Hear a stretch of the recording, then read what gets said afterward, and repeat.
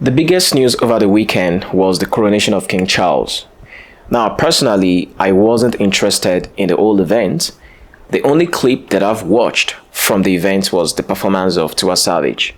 Regarding what happened in the rest of the event, I do not know.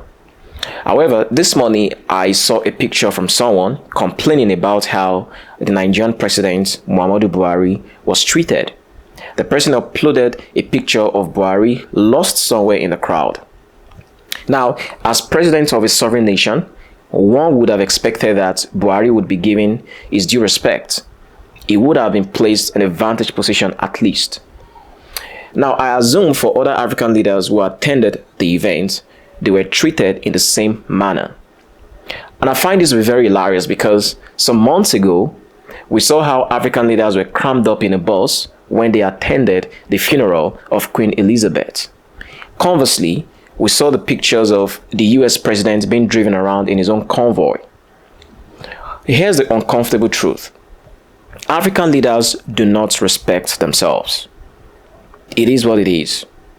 The thing with respect is this: if you don't respect yourself, you cannot demand respect from other people. African leaders should start carrying themselves with dignity. And it starts with simple things like they not attending the annual US African Summit or China African Summit or Russia African Summit or whatever. African leaders are notorious for traveling out of their countries for users meetings. They need to stop that nonsense and start respecting themselves. If the US wants to deal with any African country, it has to do it on an individual basis. It is a huge slap on Africa that an entire continent, the leaders of an entire continent, have to travel to DC every year for useless summits and meetings. It's a huge slap on us.